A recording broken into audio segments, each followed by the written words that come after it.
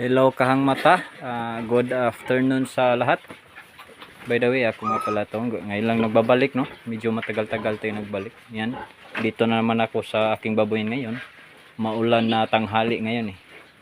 So guys, yan, baboy ko guys. Ito 20 days old na to guys.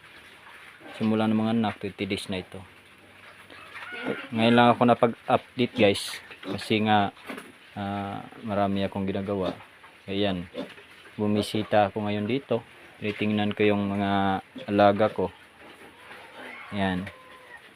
Oh, ngayon, lalo na ngayon guys na tag-ulan na. Ayan, kailangan talaga natin na ingatan yung mga inahin natin. Kasi ngayon talaga ang ano eh, lalo na pagbasa ang kapaligiran natin.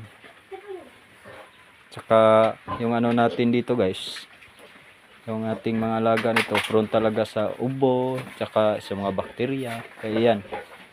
So guys, pagdating ko dito, nilinisan namin to para iwas na sa mga bakterya guys, no? Kasi ngayon, lagi nang umulan dito guys. Yan. 20 days old. Malaki na. Yan, pinapainom ko na to ng ano, vitamins nila. Kasi ano na to eh, kumakain na to eh, paunti-unti.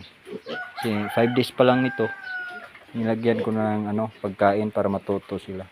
Para pagwalay natin kahang mata, di marunong sila kumain. Yeah? At saka hindi na sila manibago sa pagkain, di ba? Ito, may inom pa sila, may ano sila, may inuman ng tubig, yan. Tsaka yung vitamins nila. Pang iwas stress lalo na sa taglamig, di ba? Tsaka yung ilaw ko dito na pang ano guys, na wala na, napundi na. Bibilhan ko na ito ng bago. Yan, may isa kaming ano guys, yung kapatid na guys, yung lalaki na, di ba? Pero yung isa yun, no? Kasi yung didi na didihan niya walang gatas. Tsaka kawawa talaga siya, no? Ito, 12 to guys. Anak nito guys is 14. Kaya lang yung isa paglabas patay na kasi na ano eh, hindi siya nalunod data, hindi nakalabas agad kaya yun namatay. Tapos yung isa naman guys na apakan, kawawa, napakan pa, yung ilang araw pa yung bago ano, yun napakan, namatay. Kaya ito 12 lang to. Ito guys ha.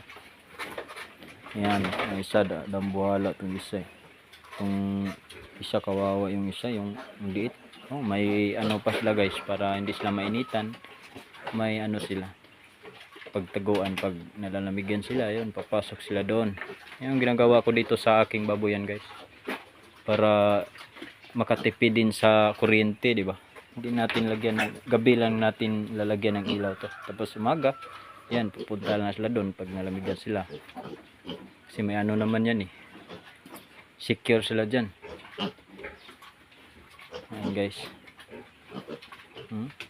At saka ito naman kahang mata, itong isa ayaw na isubay, lahi na punto, lahi man siya nga 4 lahi